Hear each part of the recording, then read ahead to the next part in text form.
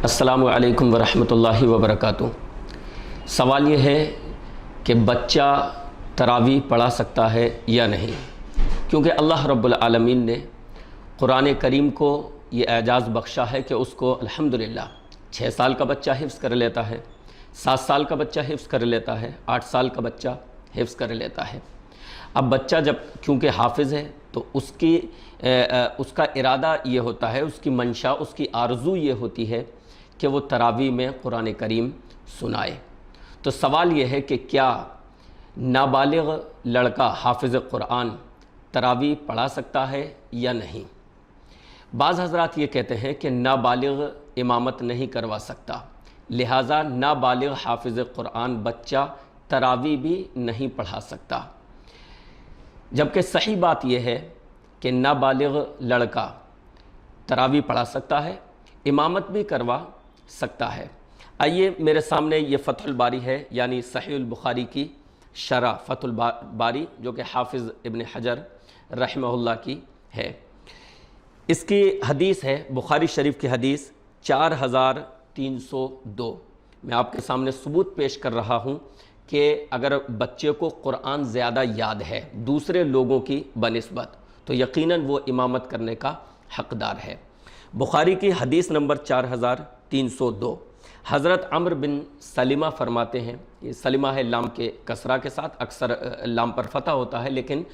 یہاں پر جو یہ لفظ ہے یہ لام کے کسرہ کے ساتھ ہے۔ تو عمرو بن سلمہ اپنا لمبا واقعہ بیان کرتے ہیں کہ ہم مکہ اور مدینہ کے درمیان ایسی جگہ پر تھے کہ جہاں سے لوگوں کا گزر تھا، کثرت سے لوگ وہاں گزرا کرتے تھے، یعنی صحابہ کرام۔ تو میں نے ان کے ذریعے، پورا لمبا واقعہ ہے، میں اس کا خلاصہ آپ کو بتا رہا ہوں کہ یہ کہتے ہیں کہ میں نے وہاں سے گزرنے والوں کے ذریعے قرآن کا بہت سا حصہ یاد کر لیا۔ فتح مکہ کے موقع پر ان کے والد نے اسلام قبول کیا اور اللہ کے نبی علیہ السلام نے ان کے والد کو حکم دیا کہ جب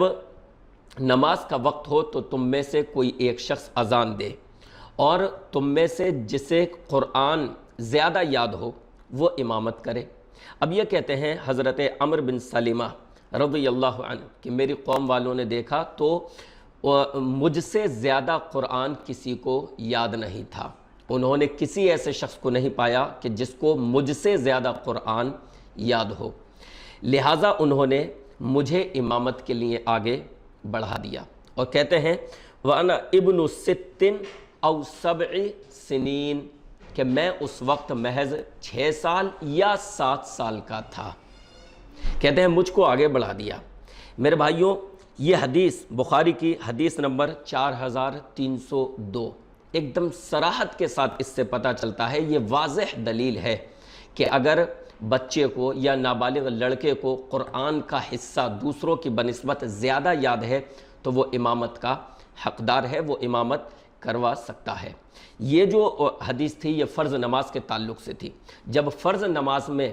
6-7 سال کا لڑکا جسے قرآن دوسروں کی بنسبت زیادہ یاد ہے وہ امامت کروا سکتا ہے تو تراویح میں بدرجہ اولا، تراویح جو کہ سنت یا نفل کا درجہ رکھتی ہے، اس میں بدرجہ اولا امامت کروانے کا حقدار ہے، امامت کروا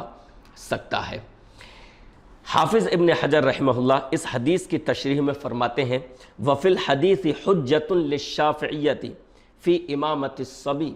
کہ اس حدیث میں حجت ہے حضرت امام شافعی کے لیے کہ وہ اس بات کے قائل ہیں کہ بچہ امامت کروا سکتا ہے فی الفریضۃ، فرائض میں، تو فرائض کی امامت کروا سکتا ہے، یہ حدیث ان کے لیے دلیل ہے۔ تو اسی طریقے سے کہتے ہیں کہ جو یہ کہتے ہیں کہ یہ اللہ کے نبی علیہ السلام کی بغیر اجازت کے ہوا، یعنی صحابہ اکرام نے اپنے اجتہاد سے ایسا کیا، ان کی بات انصاف کے قریب نہیں ہے، کیونکہ اللہ کے نبی علیہ السلام پر اس وقت وحی نازل ہوتی تھی، یعنی وحی کا زمانہ تھا۔ اگر یہ مسئلہ غلط ہوتا تو وحی کے ذریعے رسول اللہ صلی اللہ علیہ وسلم کو مطلع کر دیا جاتا اور آپ صلی اللہ علیہ وسلم وضاحت فرماتے کہ بچے کا امامت کرنا درست نہیں ہے۔ لہٰذا صحیح بات یہ ہے کہ جو کہ اس حدیث سے پتہ چلی، بخاری حدیث نمبر 4302، کہ اگر بچہ قرآن کا زیادہ یاد کرنے والا ہے، یعنی قرآن کا زیادہ حصہ اس کے پاس ہے، اور وہ طہارت اور نجاست کی تمیز رکھتا ہے، یعنی پاک رہنے کی تمیز رکھتا ہے، تو دوسروں کی بنسبت اس کے پاس قرآن کیونکہ زیادہ ہے، لہٰذا وہ امامت کروا سکتا ہے، فرض نماز کی بھی امامت کروا سکتا ہے، تراویح کی بھی امامت کروا سکتا ہے، وہ تراویح پڑھا سکتا ہے۔ لہٰذا اپنے دل سے شک و شبہ کو دور کیجئے اور حدیث رسول صلی اللہ علیہ وسلم پر عمل کیجئے۔ وعلیکم السلام ورحمۃ اللہ وبرکاتہ۔